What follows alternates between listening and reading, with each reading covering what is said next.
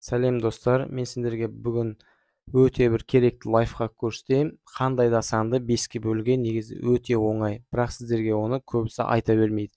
Мысалға 21-ді 5-ке бөлу үшін 21-ді 21-ге қосамыз. Осы қосындысын апарып теңдікке жазамыз.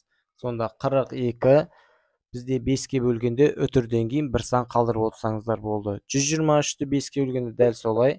123-ті өз-өзіне қосып аласыздар, теңдігін апарып 246 деп жазамыз, және үтірден кейін бір сан қалдырсақ болғаны. Енді ары қарай мысалға бір таңбалы болса қалай болады?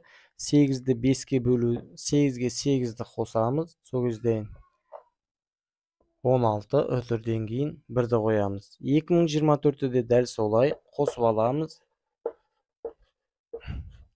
қосындысын жазамыз, сол кезде 4048, үтірден кейін бір сан қоямыз.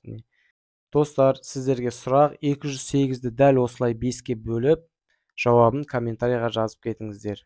Келесі лайфхактарда кездескенше.